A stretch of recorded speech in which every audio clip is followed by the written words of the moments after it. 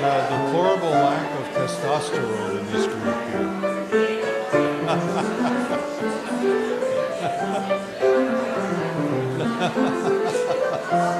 I don't know what that means. That's typical, I guess. No? I'll have to...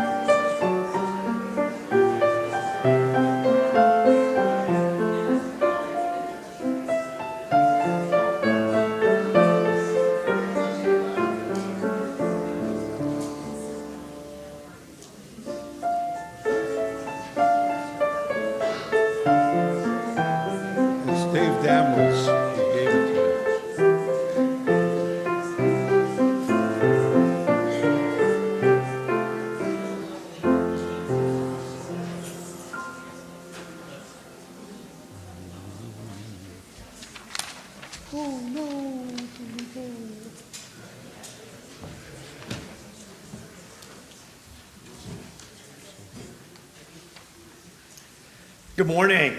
Good morning. I'm Clemson Tarragano, and I'm privileged today to serve as your worship associate during our time together, and a very happy new year to everyone. We want to welcome you here today and online. And we also want to welcome Rabbi Yossi Leibowitz, who is going to be our guest speaker today.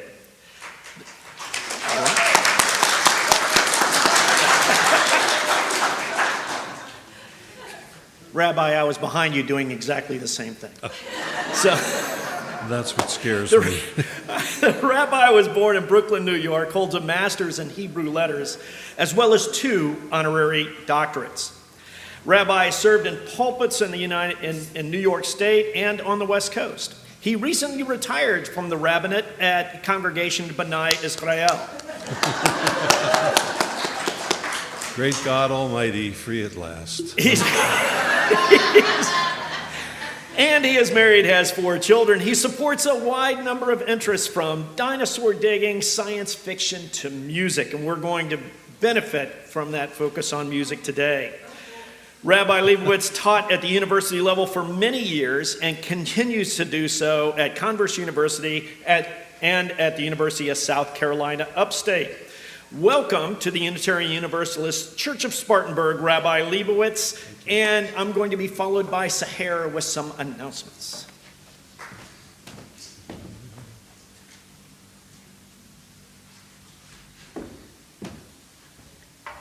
Good morning. Good morning.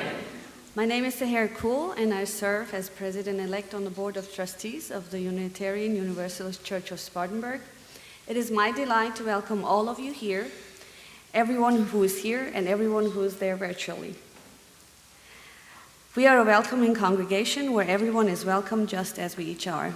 If you're visiting with us for the first time, we are delighted that you are here. Please fill out a visitor's card, which may be found in the pocket on the back of the chair in front of you, and place it in the offering plate during the service. We would love to meet you to share more about the life of this congregation. There are many important announcements in the sheet titled Connect at the back of your bulletin this morning. Please open your bulletin to see all the opportunities for participation in the new year. Let me share a few events taking place in the fellowship hall.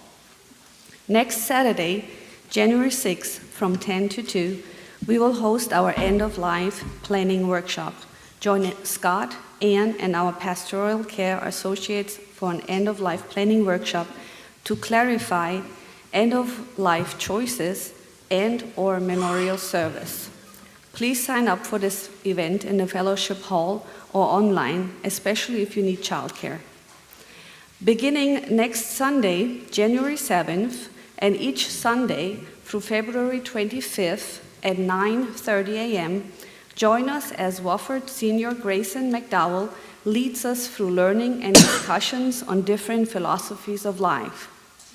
He will be using the book, How to Live a Good Life, a guide to choosing your personal philosophy. Come for challenging and stimulating conversation. Join a humanist group on Wednesday, January 10th at 7 p.m. for a review, update, and insight on the current wars in Ukraine and Gaza.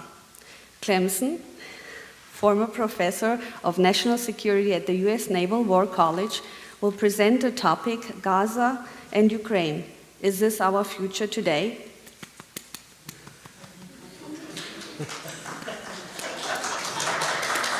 I wanted to get some applause for you too. You don't want to miss hearing from our guest speaker next Sunday in our sanctuary. Our own Bernie Holiday will be talking about the importance of making your voice heard, urging social justice and a call to action to attend the Toastmasters open house. This event will be held the following Thursday, January 11th at 6 p.m. Come join the Toastmasters clubs, Speaking Out at the Y, and Spartanburg Toastmasters for an open house event here in the sanctuary. This is an opportunity to see how they have helped develop personally and professionally people. On Sunday, January 28th, immediately following the morning service, there will be a congregational meeting. The purpose of this meeting is to vote on a new statement of purpose and mission objectives to guide our work through over the next 3 years. This marks the culmination of our Mission Vision Covenant process. We will also vote on updates on the membership section of our bylaws. If you have any questions regarding our congregational meeting, please join us for an informational session on January 14th following the service. Are you considering joining our congregation? The Path to Membership class is a place to learn more about Unitarian Universalism and our congregation.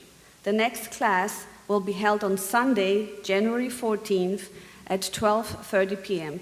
A sign-up sheet is on the whiteboard in the foyer, or you can email membership at uucs.org. Thank you all for making this place of care and kindness for every one of us.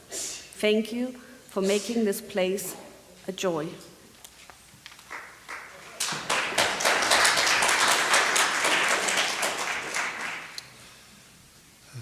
Good morning, everybody. Good morning. I'm here now. I think this is my 22nd year coming. They always choose for me to be here either on Christmas weekend, where Scott, who's your exemplary minister, wants to get off, and or New Year's, as is the occasion this year. And I'm always glad. I have less fear each year because I count on you all getting an amnesia about how bad my last presentation was. And some of you remember I just can't help myself but sing a little ditty before I sing the song that I think is in keeping with the theme I want to present today.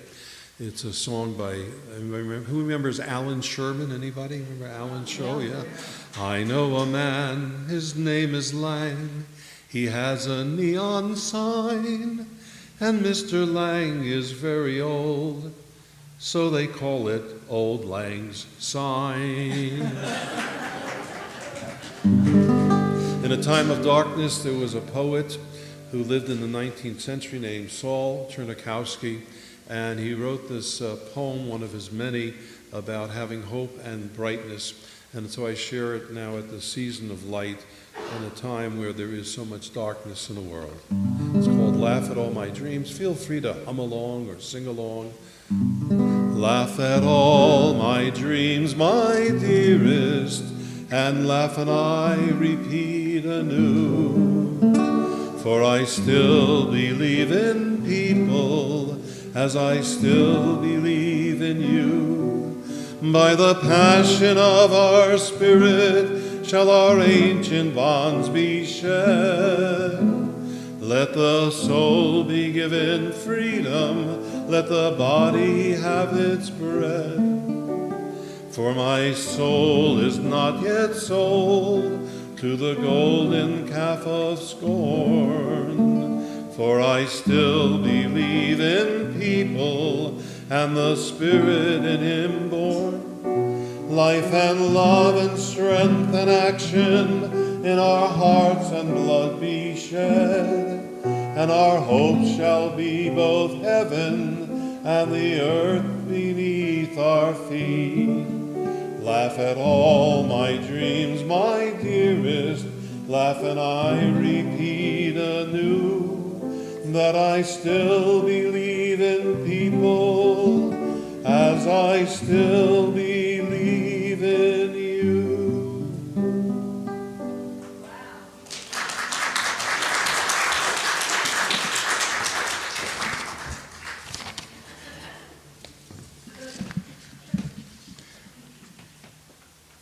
As Sahara lights our chalice this morning, we're privileged to hear the rabbi's favorite poem as we light our chalice. The Truly Great by Stephen Spender. I think continually of those who are truly great, who from the womb remembered the soul's history through corridors of light, where the hours are suns, endless and singing, whose lovely ambition was that their lips still touched with fire should tell of the Spirit, clothed from head to foot in song, and who hoarded from the spring branches the desires falling across their bodies like blossoms. What is precious is never to forget the essential delight of the blood drawn from ageless springs, breaking through rocks in worlds before our earth. Never to deny its pleasures in the morning simple light, nor its grave evening demand for love. Never to allow gradually the traffic to smother with noise and fog the flowering of the Spirit. Near the snow, near the sun, in the highest fields, see how these names are fetid by the waving grass and by the streamers of white cloud, and whispers of wind in the listening sky. The names of those who in their lives fought for life, who wore at their hearts the fire's center. Born of the sun, they traveled a short while toward the sun and left the vivid air signed with their honor. Please join us in singing hymn number 15 in this hymnal, Singing Living Tradition. Hymn number 15, The Lone Wild Bird.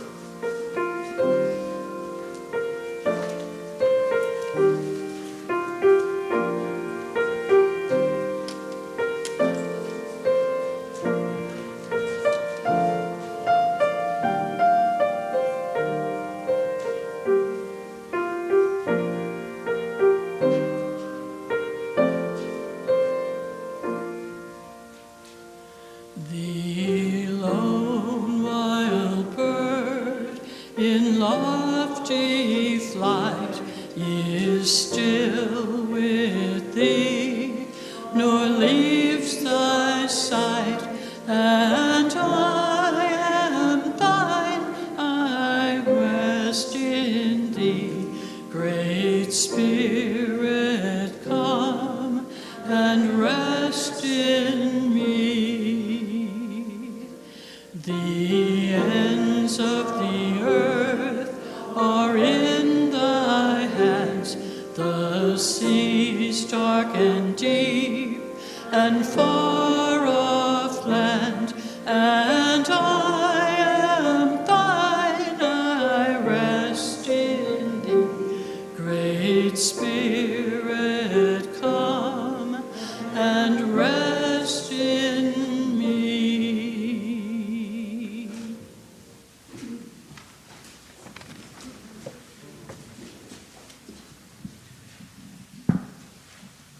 When we began our service, the rabbi and Taffy sang, "By the passion of our spirit shall our ancient bonds be shed. Let the soul be given freedom. Let the body have its bread." One way we might give our souls freedom is to immerse in our joys and share our sorrows with others. But our rippling bowl is more than a mirror of our joys and sorrows. It offers closure and relief, joy and reflection of those emotions we face and live with every day. We offer our rippling bowl as a place where a small rock or shell might take that burden off your back or be the highlight in your day. We know a joy shared is a joy embraced, and that remembering a sadness may offer us a way forward we had not yet discovered. Now, I'll place 2 shells in the rippling bowl representing the joys and sorrows for our friends who are online. And I invite you to come forward and give your souls freedom. Share your closure, reflection, or quiet insight by silently sharing your joy and sorrow with us.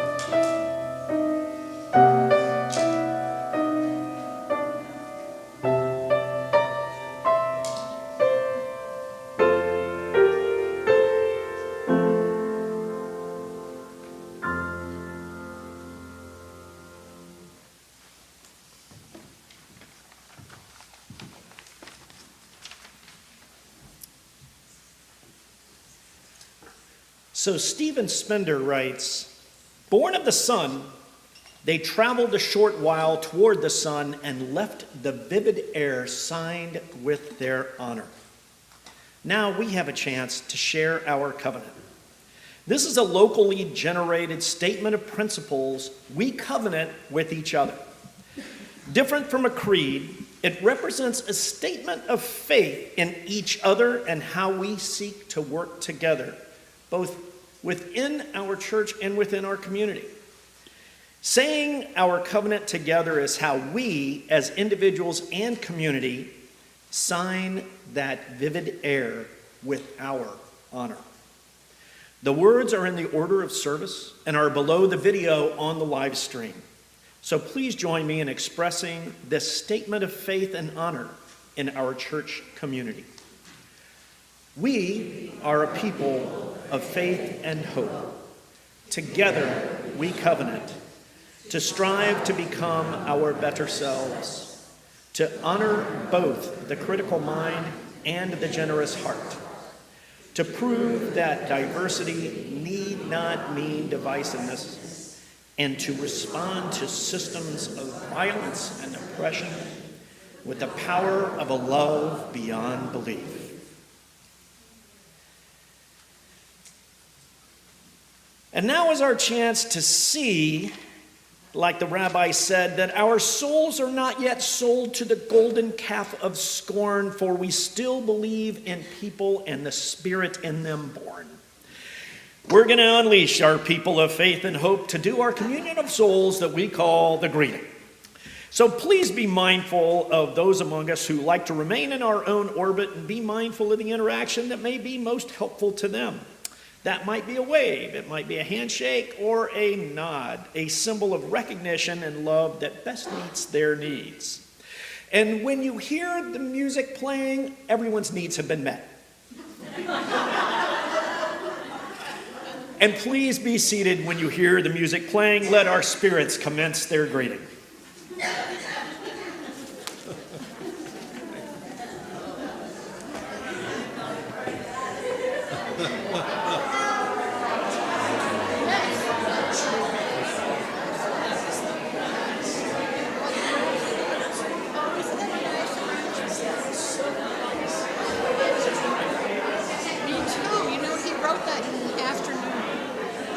It's 33 pages long.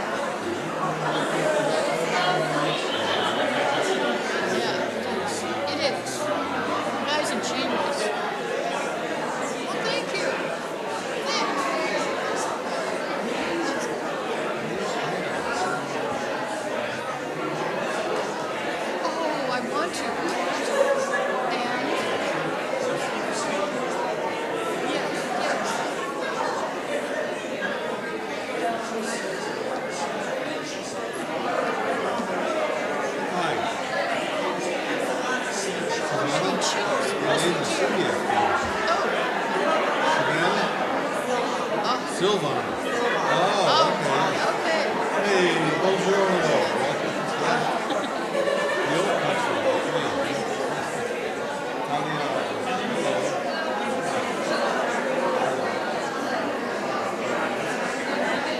Good. Where are you from? You have an accent. Here? Scotland has a voice. It's Russian, isn't it?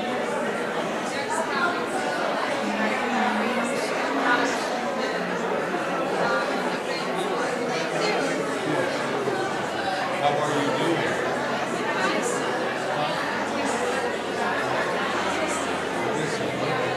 My grandparents were from the town in the Ukraine on the Belarus border.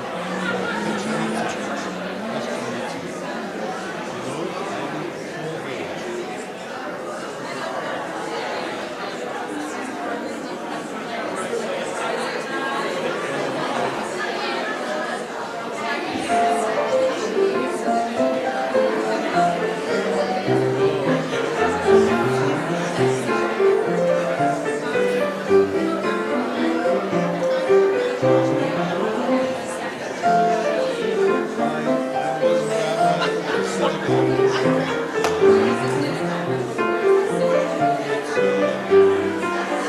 right 2 blocks past Converse College.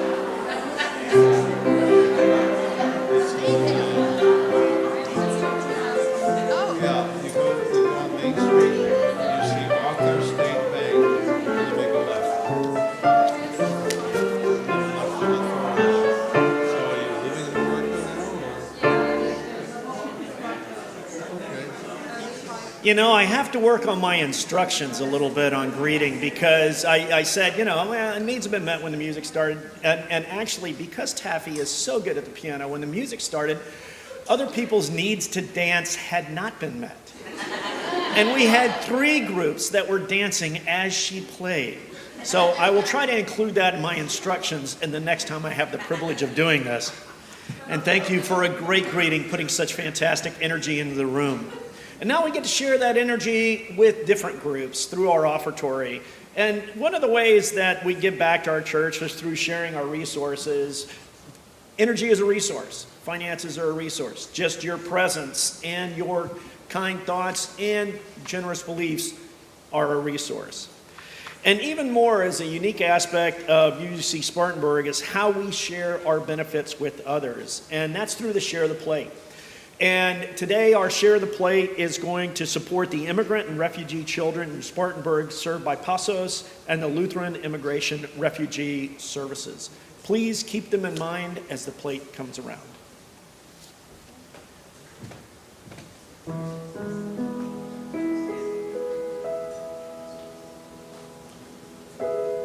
May the sun shine bright on you. May the moon restore you softly. May the rain wash worry away and bring you joys unending. May you walk in a gentle world. May you know its beauty. May the breeze blow strength to you and comfort on your journey. May the love within each heart fill you with great spirit. May this blessing come to you, so near that you can feel it. And now do you feel it?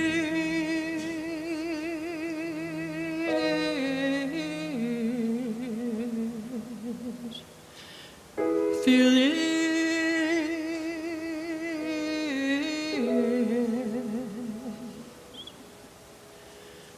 Feel it?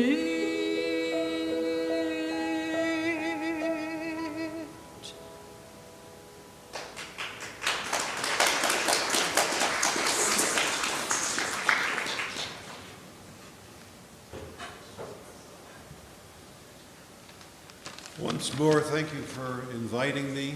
I look forward to my yearly visit, and I'm always a little bit nervous because the collective IQ here is unbelievably high, and I feel a little bit like a Christian Scientist with an appendicitis.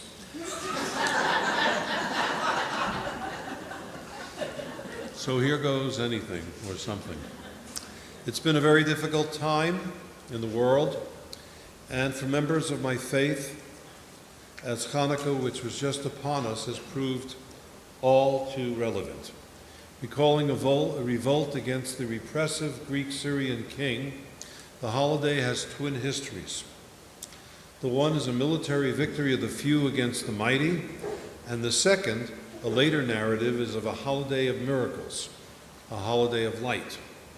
It is a legend imagining that an insufficient amount of oil to light the holy lamp in the restored Temple of Solomon, free of idols, lasted not a day, but a full 8 days. A typical menorah has 8 candles plus a serving candle. It's unlike the temple menorah with 7 candles that stood in the Temple of Solomon, and the facsimile of which is in the Arch of Titus in Rome, where you can see what it once looked like. Each of the 8 candles were on the same level. This is to teach that no one day is more important than the next. And for this reason, the ancient tradition of my rabbinic forebears is to sit when I talk to you and not to stand above, in the unlikely event that you would think I'm a very important person. Some 40 years ago, following the unexpected victory of Israel in the Six-Day War, many Jews took spent artillery shells and fashioned a menorah out of them. Most menorahs prefer the traditional one, the one that celebrated light more than the ancient martial effort.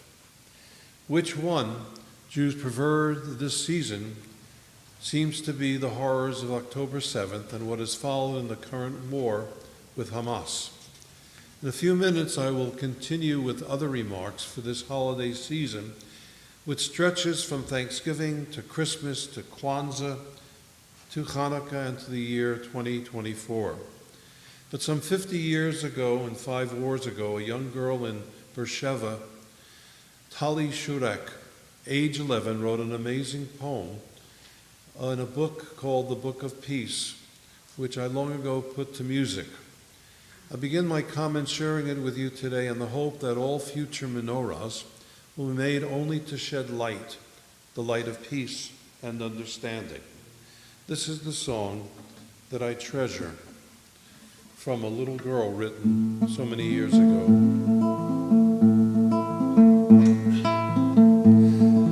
I had a box of colors, shining bright and bold.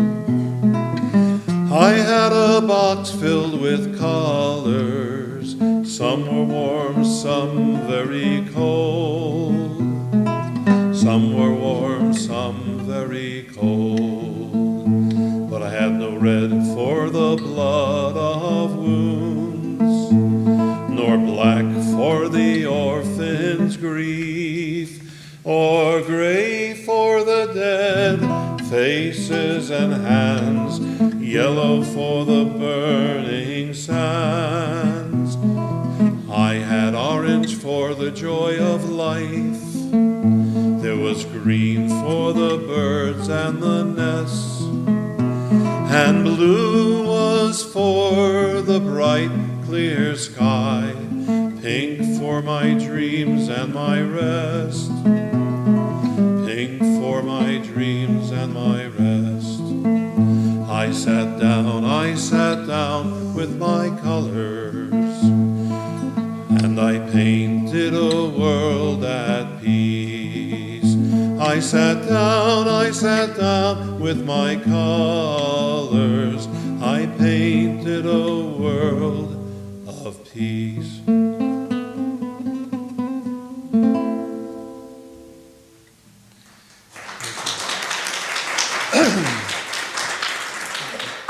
Some years ago, my firstborn son, who's now 44, boy, that scares me. One evening, 8 o'clock Eastern Standard Time, 5 o'clock from his Western Standard Time, called and said, "Hi, Dad, what are you doing?"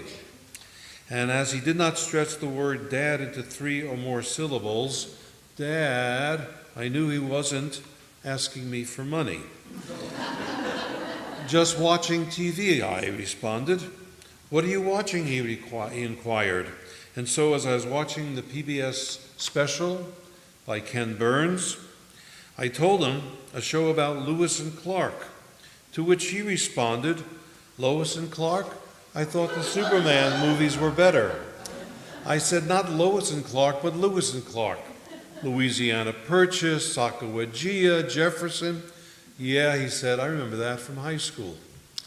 In Gail Sheehy's wonderful book, The Roadmap of Adult Life, called Passages, she revealed the inevitable personality changes we go through from our 20s to our 30s, 40s, and beyond. In her prescient review, Gail demonstrated how each of us will respond to a life crisis depending in part on the decade we were raised. Hopefully, everyone's upbringing would support our full potential to not merely cope with life's challenges, but to grow as human beings. Raised in the Depression, my father would inevitably offer a review about being fiscally wise whenever I asked for an allowance of a quarter. I needed to listen to his ongoing lecture on the Depression, for he remembered putting cardboard in the bottom of his shoes whose soles had worn through, just to make those shoes last a few more weeks so he wouldn't have to tell his seamstress mother, my grandmother, he needed new shoes. Raised in the 60s, a time of turmoil and accomplishment, my generation nevertheless saw the world as a time when America could seem to do everything, landing a man on the move, thwarting poverty in America, to supporting civil rights. And for those of us in the Jewish faith, they were jubilant times, for we were both relieved when Israel, on the verge of a second Holocaust, triumphed against all odds in a 6-day war. Israel could do it all, so we thought. Those days of inebriated glee are now, if not entirely, removed from memory, our sentimental distant recollection, given the horrible events of the past month. And as such, my 71-year-old head and heart, still retaining the memories of my then 15-year-old mind, filled with pride and relief, must wonder how 10-year-old kids today will understand what it might be to be Jewish. It's a time when anti-Jewish sentiment has increased dramatically. Will they forever think, as Howard Cosell did at the massacre in Munich in 1972, yes, an assimilated Jew, originally named Cohen, said, "I finally realized that someone will want to kill me simply because I'm a Jew." The man whom everybody loved to hate, Howard Cosell, came to know what true hate can be all about. The same concern, no doubt, occurs to many Muslim American parents as well, given the horrific murder of an innocent 6-year-old child in the Midwest. Each of us carries a pair of spectacles, lenses, if you will, by which we view our current world. My father, a World War II vet, could never fathom those damn Vietnam protesters, for he had served under a flag which stood for my country, right or wrong. These were perilous days when he and my older brother were engaged in ugly, vigorous debates.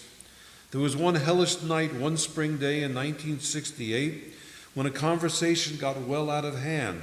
Screaming and yelling and pounding of the fist, it led to a father and a son, my brother, not speaking to one another for years. Such was the power of narratives, both to hurt or to heal. For me, a more moving family narrative begins with my great-grandfather, a rabbi and a poet, who lived on the Belarus border of Ukraine in a little village called Peshchanitsa.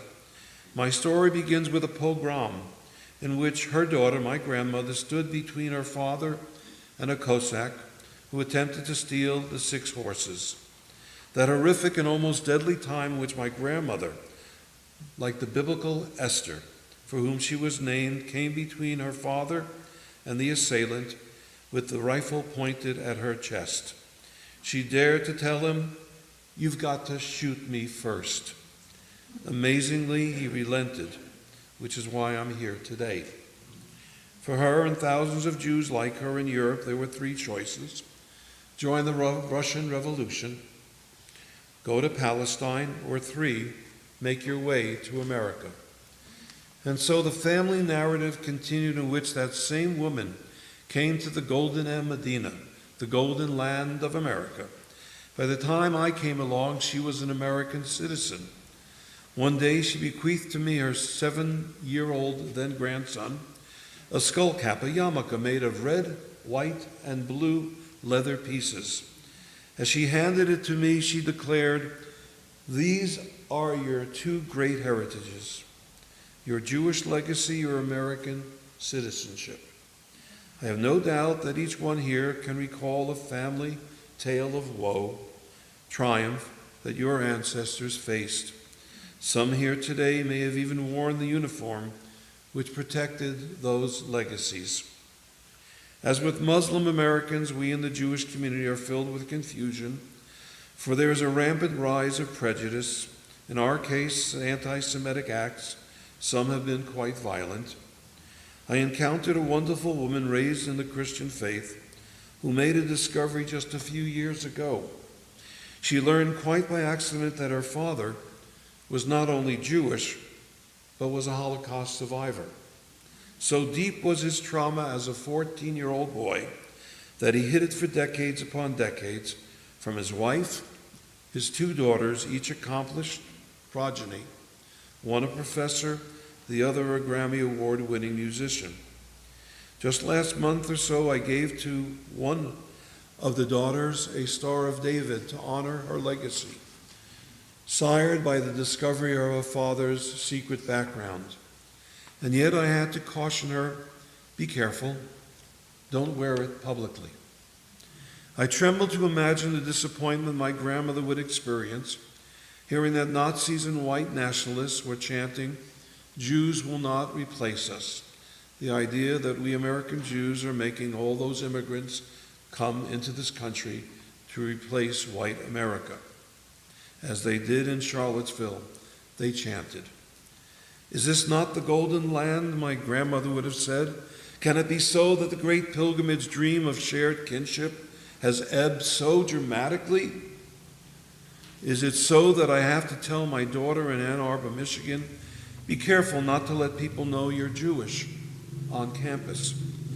Pardon me this farewell digression, but do know that I was called by so many clergy to express caring after October 7th. Dear clergy such as yours, Scott Neely, a special guy that I've treasured for 20 years. One special woman actually knocked on my door bringing me Israeli food, not that I need to eat more. Carrying on the family tradition of fervent feuding, my older brother and I argue about this and that from time to time, mostly politics, religion, but in particular over the origins of our family, and one family tale to boot. My grandmother's husband, himself a Hebrew poet, a scholar, worked himself to death at the age of 29 in Canada before stealing themselves across the border. First arriving in Canada, before making it to the blessed shores, he would support his family through the love and poetry of Hebrew culture, but only sometimes. And so he resorted to menial labor, menial work.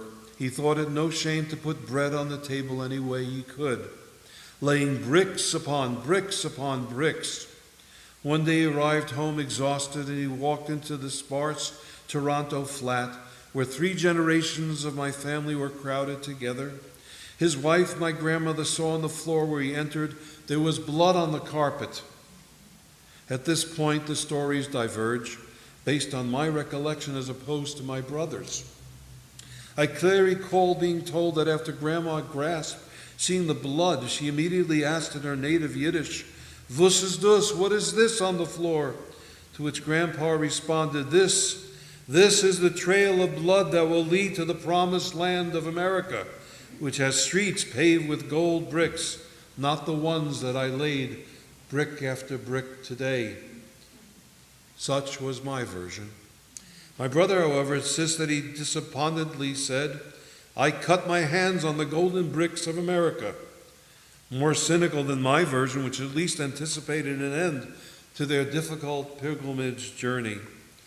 I know in these challenging economic times my kids can hardly relate to this tale, for they worry endlessly about how to afford their next computer game and not bread on the table. And sadly, the arguments between my older brother and I continued unabated. 2 years ago, he hung up on me screaming, taking umbrage at something I had said, which he perceived to be very ugly and insensitive. Nothing changes. It's my family tradition to argue, and worse still, to give each other the silent treatment for years. From the pilgrimage time of Thanksgiving to the New Year celebration, we know we experience narratives. Some of the tales, sacred reminiscences. some good, not so good. Soon enough, we'll gather at tables or couches, give thanks to God for our families, our abundance, when not indulging our eyes by viewing a silly football game on TV. We will recall what was, and if we're thoughtful enough, we'll think of what can be. For us, our nation, and this troubled world, we will give thanks. All of us, literally or figuratively, are pilgrims.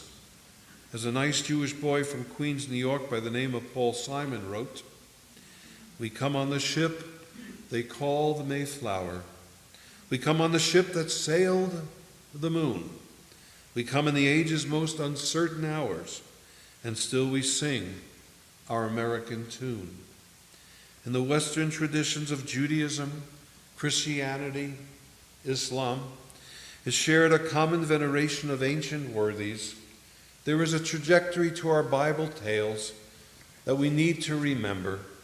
We are so much in need of the common narratives which will link us together, in order that might not think we are going around in vicious cycles and circles.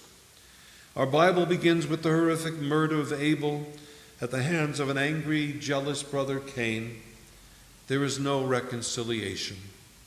But the next narrative is the brotherly tale of Isaac, Abraham's heir, and Isaac's ridiculing elder brother Ishmael, who was also promised the covenant of chosenness. One favored by their dad Abraham, Ibrahim, and the other exiled. And yet we need to note that there was progress. In a little-known passage recalling Abraham's death, we learn how the brothers came together to bury their father. They didn't speak to each other, but they do come together to do the right thing at the funeral. Our next brotherly story is Jacob and Esau, feuding brothers, alienated for over 2 decades. Unlike Isaac and Ishmael, these two siblings eventually do talk to one another. They decide not to live together, but they at least talked to each other and found peace. Before parting company one from the other, they talked. And then the last tale of the great Genesis brotherly pilgrimage of journey reconciliation is a story about a forgiving Joseph, a one-time wounded youth whose eventual spiritual awakening helped him come to a place of forgiveness. In spite of all that was, from the fratricidal efforts selling him into slavery to his years of imprisonment, Joseph found the awareness that all of it was part of God's plan to rescue all of them from famine. He declared, God meant this for good. In this instance, the sons of Jacob come together, and not only they decide to talk to each other, but to live to each other, surpassing what their father and their uncle could not do. One of my colleagues, Jeff Salkin, revealed to me and others in my recent Bible study what his kids perceived to be his greatest accomplishment as a rabbi. They told him it was not the many books he'd written, his achievements as a nationally known speaker, a columnist, or even his social action efforts. What they cherished most about their father, after feuding with his brother, their father made a most difficult effort to reach out to his brother and repair their fractured relationship. This is what they love most about their dad. I find there's a great deal to appreciate being 71 years of age. It sure went by pretty quick. But alas, the downside is ever present. I refer not to the ailments I've come to endure, but the repetition of narratives which are unlike the narrative of Genesis, of brothers that find no happy trajectory. I've lived through so many Israeli wars that my aging brain finds it difficult to calculate. I was in Jerusalem the year after the Yom Kippur War, where I carried an M1 rifle as part of a citizen's patrol. One day in 1974, I met an Israeli woman, a nurse and a Holocaust survivor. She told me that during that horrible war in which she treated a dying soldier, she prayed, please let him die. And then she cynically added, perhaps it's time to pull the plug on the Jewish people as well. We've taken this people as far as we could. I cry out as the psalmist and as Jesus of Nazareth has said, my God, why hast thou forsaken us?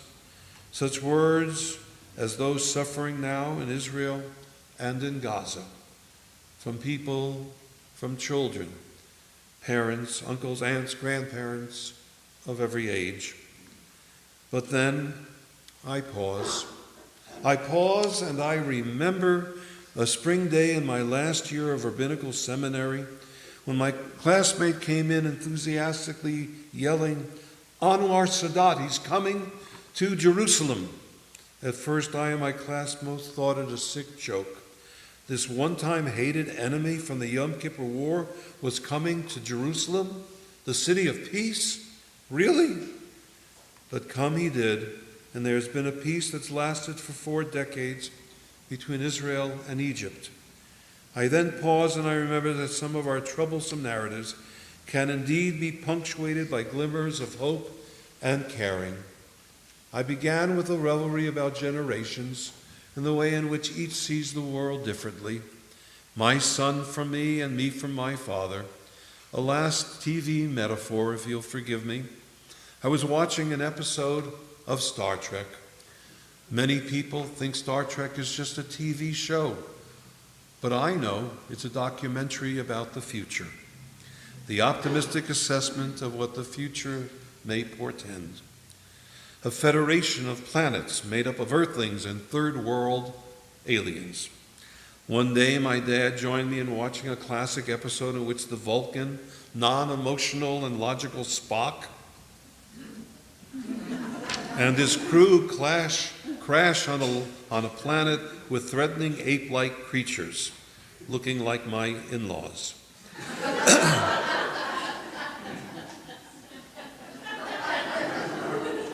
Shh! Don't tell my wife I said that. The teleplay was based on a film which starred a young unknown actress called Lucille Ball. The film was called Five Came Back.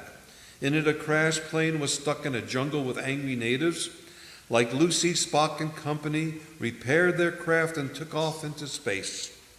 As their ship had only just enough fuel for 1 or 2 orbits before burning in the atmosphere, the non-emotional Spock desperately becomes emotionally, ignites their fuel to serve as a signal flare to Captain Kirk. My father, viewing this episode, was on the edge of his seat. Would Captain Kirk see it and rescue them before they plunged into the atmosphere, burning up? Of course, Captain Kirk never fails. And so seeing the flare, he orders the crew to beam him out. Now, my father had never seen beaming out before. He was raised on Buck Rogers and Flash Gordon. They never beamed anywhere. A frustrated father seeing Spock and crew fizzle away and then beam safely onto the Enterprise, he gasped and said, "What the hell was that?" No matter how I explained the mechanics of beaming and transporter systems, it was no use. Disappointed, shaking his head vigorously back and forth, my father got up from his easy chair and just ran out of the room disgusted. There are days when I want to say to all of us in these trying times, in a world so tossed and turned, a nation so divided, beam us out of here. But then I remember. I remember the voyage of my Ukrainian family to freedom and of so many others, all of whom are like the Mayflower pilgrims that came to a land of promise. I remember the trail of blood that led to the streets paved with gold. I remember Isaac and Ishmael coming together to bury their father Isaac and to bury as well their resentments, their reunion serving as a hope that their descendants fighting this horrible war will come together at long last and embrace. I remember that all our narratives are like a blessed signal flare, beckoning us to come home to one another.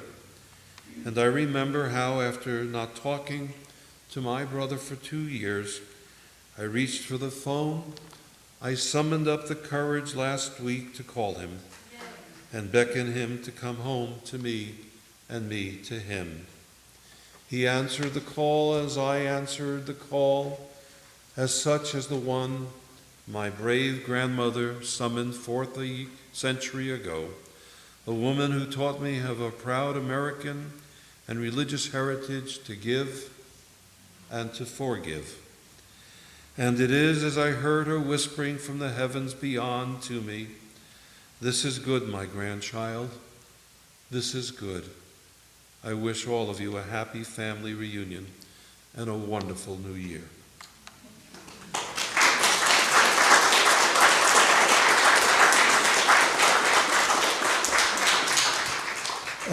When you get to my age or beyond, you start to reminisce about songs that actually had lyrics to go with them.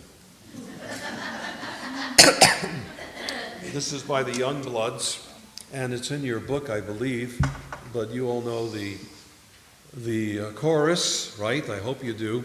And I want to be, and I'm not kidding here, gender sensitive. So the chorus says, to your brother, smile on your brother. The second time through, say, smile on your sisters. And the last time, smile on your siblings. Okay? Okay. Let's see if I can do this. It's been many years. Love is but the song we sing, and fear's the way we die. You can make the mountains ring, or make the angels cry. No, the dove is on the wing, and you need not know why. Come on, people now, smile on your brother. Let's get together and try to love one another right now. Join with me. Come on, people now, smile on your sister. Everybody get together and try to love one another right now. Some will come and some will go, and we shall surely pass, when the one who brought us here will return, and at last we will see the autumn light fading on the grass. Come on, people now, smile on your brother. Everybody get together, try to love one another right now. Come on, people now, smile on your brother. Everybody get together, try to love one another right now. If you heard the song I sing, you will understand. You hold the key to love and fear all in your trembling hand. One key unlocks them both, you know. It's over in your hand. Come on, people now, smile on your brother. Everybody get together, try to love one another right now. Come on, people now, smile on your sister. Everybody get together, try to love one another right now. Last time. Come on, people now, smile on your siblings. Everybody get together, try to love one another right now. Right now. Right now. Right now.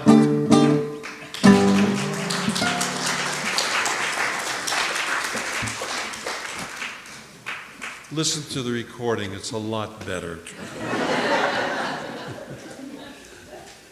I don't think we can improve on that, Rabbi. Okay. Thanks. As we extinguish our chalice, please take a look at your order of service so we can read together Kindle New Sparks. So together we read, "We have basked in the warmth and beauty of this flame and this community. As the chalice flame is extinguished, let us carry its glow within. Let us kindle new sparks within these walls and beyond. And a very happy New Year. Clemson, you're a jewel. Thank you so much. We're a member of the same club in Rotary, also known as the Republican Party of Spartanburg, where I am not only the token Jew, I am the token Democrat. That's two. 2 out of nearly 180, okay. And Taffy, thank you. We go back maybe all of an hour, and our 15-second rehearsal really sucked big time. I'm sorry. But you did a great job putting up with my guitar. I appreciate it. And you didn't fret when I was playing the guitar. That was a joke. Fret, guitar. All right, a benediction. For every child of Adam and Eve, there's a song to be sung. May the song that you sing be filled with joy, with understanding and light. Understanding and light that we can bring into the year 2024, into our lives, into all the lives of those we treasure and love. Let there be peace, and let it begin with each one of us. Amen.